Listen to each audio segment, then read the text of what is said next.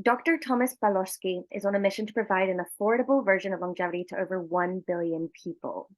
Thomas, with his team, is currently researching and developing the most advanced diagnostic systems to help extend the human lifespan by decades. In this episode, we'll be exploring and discussing how routines and brain health influence longevity, as well as ways to deepen our knowledge on how to accurately use health diagnostic tools. Thomas, thank you so much for being with us today. Thank you. Thank you for We're having very me. grateful to have you on the podcast and to learn more about your journey and what makes you so passionate about the space.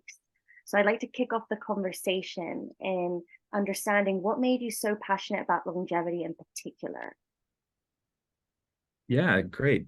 So first of all, I wanted to define the word longevity, right? So what I mean by longevity is adding more life to your years rather than more years to your life. And essentially that brings me to the point of, I always like to compare health span and lifespan. So the health span is essentially how well and how much of a good quality you have during your life.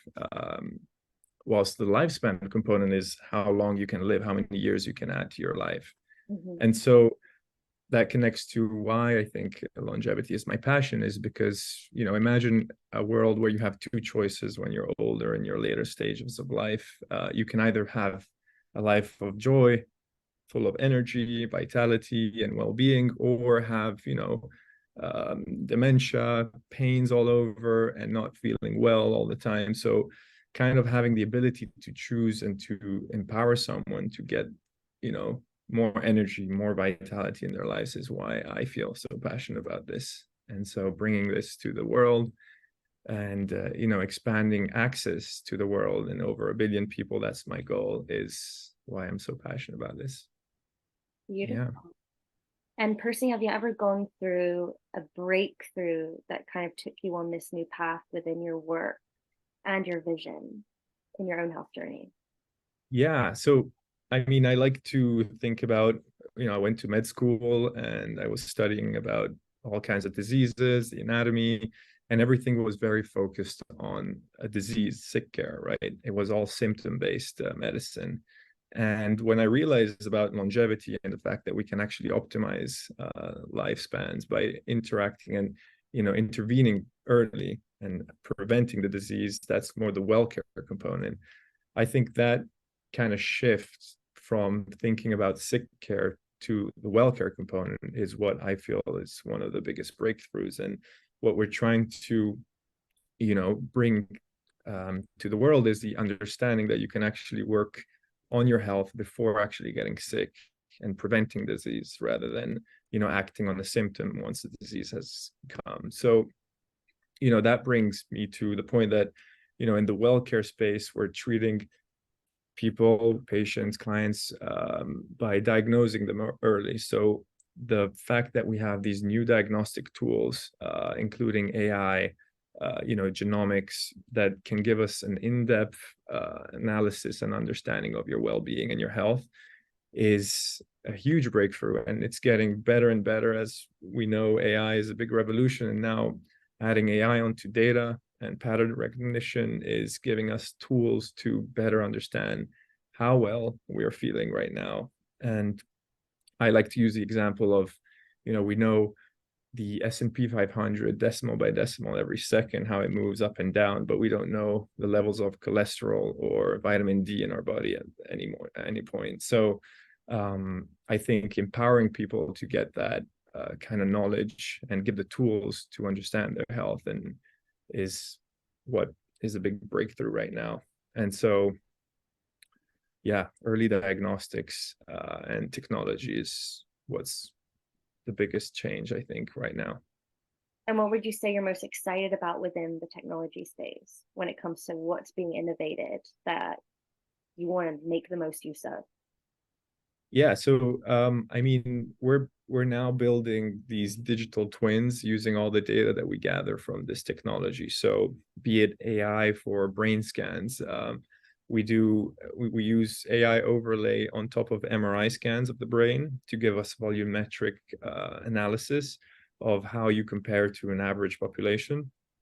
And by understanding this, we can then compare it to your maybe genes and genetic variants that are maybe associated to neurocognitive disease. Once we do this correlation, we can now put it into a digital twin that is essentially the digital representation of yourself. And once we have that, we can compare you to the whole world and the whole skew of populations and cohorts that can then give us a much better insight about your health and personalize the health to you. So I think AI, imaging and all these new technologies are what I mean by the, advancements. And they're getting smaller, cheaper, more accessible as we speak. So super exciting. Yeah. And when it comes to our brain health, what would you say influences longevity the most? Because I'd like to know more about how you see the brain playing a role in lifespan. Yeah. So, I mean, I see there's what we focus on in well care and this new movement of longevity is the four big killers, right? So cardiovascular, cancer, neurodegenerative, and metabolic diseases. So neurodegenerative is one of the main components there. And, we know that there's more than 55 million people in this world that have dementia and have neurocognitive disease. And we want to make sure that we screen these diseases early. We make sure that your brain is in an optimal state with no inflammation. We have a gut brain axis. We want to make sure your gut is fine. We want to make sure that what you eat is not causing inflammation in the brain. And so all these different things are helping us understand and give a better,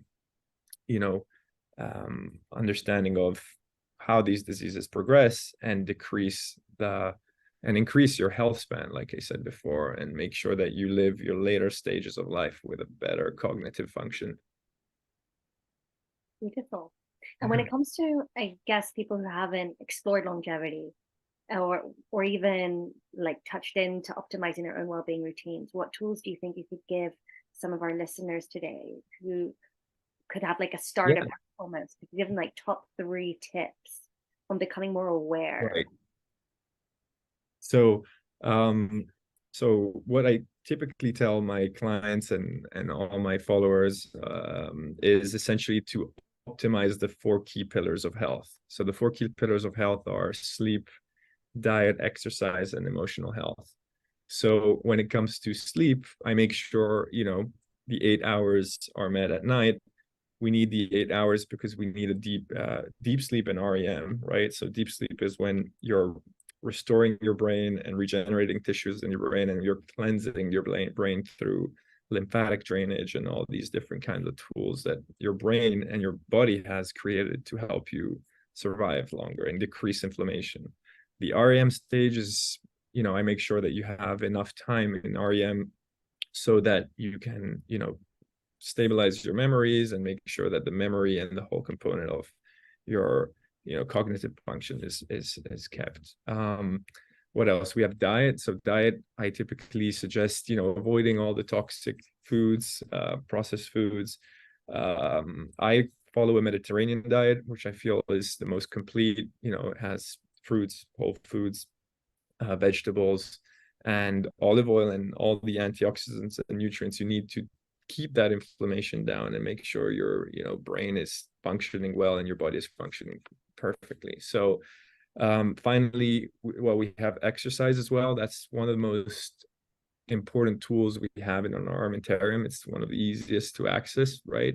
Yet many people avoid exercise every day. I suggest doing exercise like zone 2 training, which is keeping maximal aerobic capacity, so 130 beats per minute, exercise for 40 minutes, maybe 2 to 3 times a week. You have heavy weight lifting, so BDNF, brain derived neurotrophic factor, gets secreted when you lift weights. This helps decrease inflammation in your brain. And other stability exercises that are helpful, and also high intensity reps for VO2 max maybe once a week. What else we have? So emotional. Yeah, I hope this helped. But emotional health, I think, is very important and overlooked. And I think making sure that you manage your stress, put yourself in a stress-free environment. Meditation helps a lot, self-awareness, but also social relationships with the right people and the right environments is important. So I say focus on those four first, optimize them, and then once you have that stable base of the pyramid, then we can build upon more intense and rigorous diagnostics and therapeutics with regenerative therapies and so on. And yeah, I think that's probably what I would tell my listener. Great. And I did want to ask though, because I've seen you talk a lot about oxygenate, it's coming out of me, to do to oxygenate your blood, stem cell regeneration, but zone 2 training in particular is something you've kind of been tapping into a lot recently in your content. But what about people who can't do those type of high intensity workouts, if it's due to an injury or just like lifestyle limitations or their natural like body abilities? Yeah, so I mean, there are different ways to get to that state. What it means is, making sure that your heart rate and your body is at a capacity where it's using energy and oxygenating and bringing the mitochondria within the cells to their highest level of capacity. So mitochondria are a powerhouse of the cells.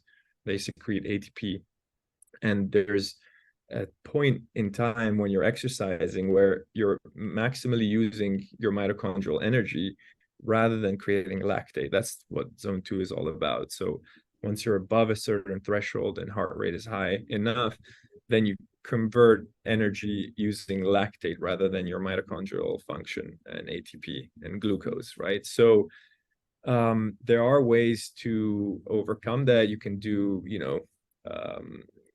sessions in saunas to get your heart rate to a certain height. Of course, it's not optimal and you won't kind of get that exact zone 2 state that you would like, but I'm sure the answer is it really depends, and it would be a more personalized approach that I would follow there.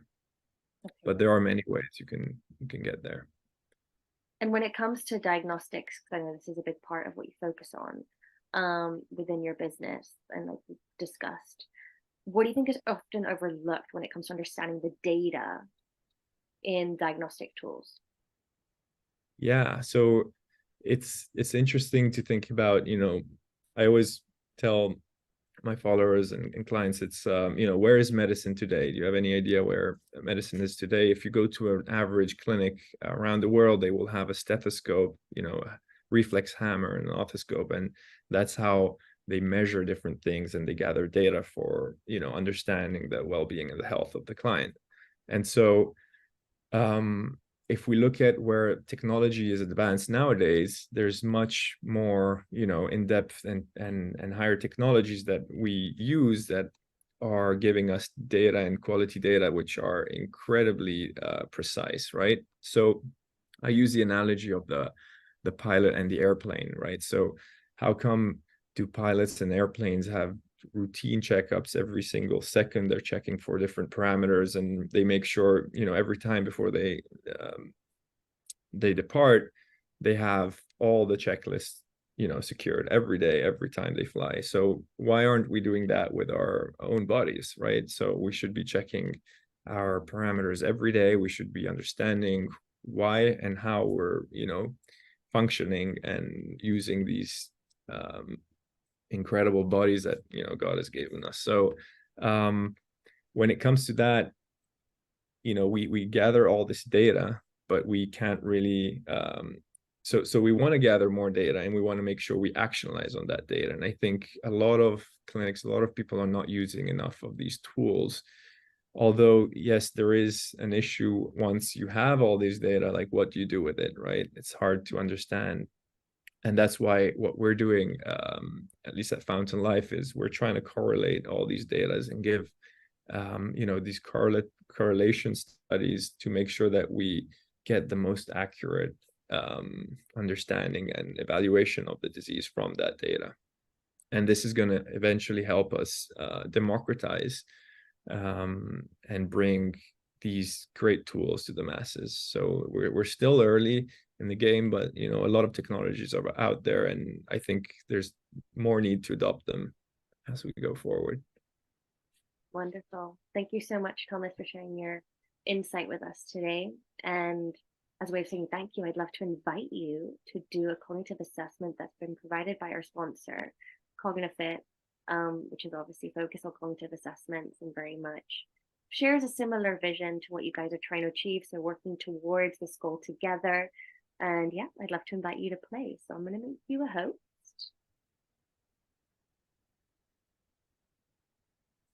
You can conclude with a nice little optimization task. Okay, so let me open this. Okay. Is this it? Yeah. You can see my screen. Okay. So let's start it. You ready to start? Divided attention task. Oh, this is great. This is how we train our brain. Mission skills. Should I start? Yeah, whenever you're ready.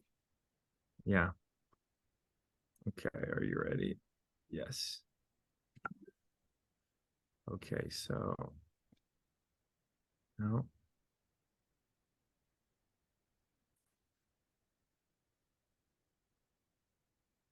This is fun. Nice. On point. Has it started now? Was that just... Yeah, it started. It's giving you a little. So I wanted to emphasize how, you know, we train our brains, well, we train our muscles to get them to become stronger, right? But we never train our brain. It's the most important muscle. Oh, that was pink. Ego and dealing with the centers of the brain, which is quite interesting too, actually. Have you ever looked into compartmentalizing the way, I mean, obviously cognitive tests do that, but in other aspects, is there anything that you've looked into that's out of the norm? You gave me 3 tasks. Distracting you. Now I'm adding an extra task to the attention. No, I think like from an emotional perspective. Oh! Yeah. Okay. Did I pass that? Yes, they'll give you scores once you submit your data. What's your age? I am 55. Okay, no, let's go back. 31, selects your gender. And click. Okay. Nice. Perfect. Very good. What you're doing is working, doctor. Yes.